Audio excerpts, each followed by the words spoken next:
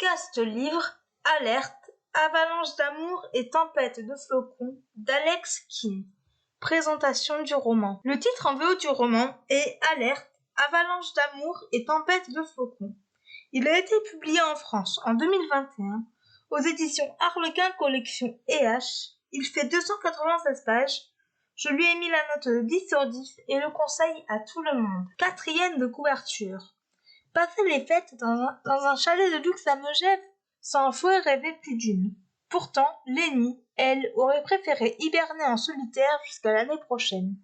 C'est le premier Noël depuis le décès de sa mère, et elle n'a pas vraiment le cœur à faire la fête. Mais sa meilleure amie n'a rien voulu entendre et s'est donné pour mission de lui remonter le moral pendant ses vacances grâce à un programme de festivités délirant. Entre dégustation de chocolat chaud au coin du feu, excursion en raquettes, visionnage de comédies de Noël et bataille de boules de neige, Lenny n'aura pas le temps de s'ennuyer.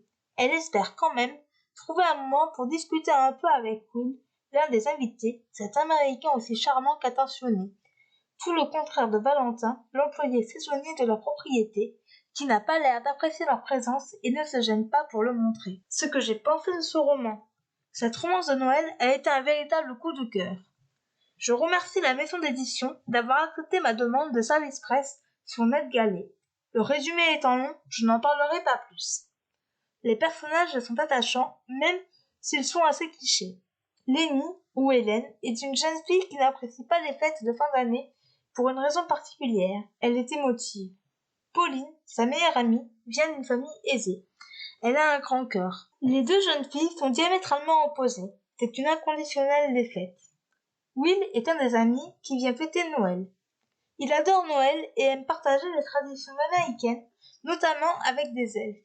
C'est un acteur qui a toutes les filles à ses pieds. Valentin est un jeune homme qui travaille dans le chalet. Il a une opinion tranchée sur ce qu'il appelle les gosses de riches.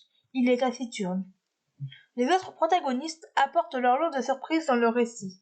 L'écriture est simple, efficace. Elle donne envie de poursuivre la lecture.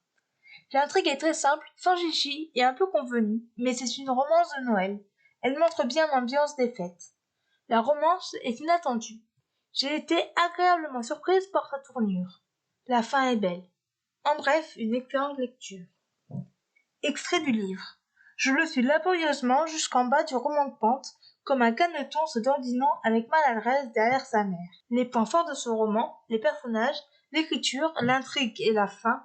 Les points faibles de ce roman, il n'y en a pas. Voilà, c'en est tout pour ce podcast, j'espère qu'il vous aura plu. N'hésitez pas à me donner votre avis et vos commentaires sur YouTube, à vous abonner à la chaîne, et je vous retrouve très bientôt pour un nouveau podcast. Ciao!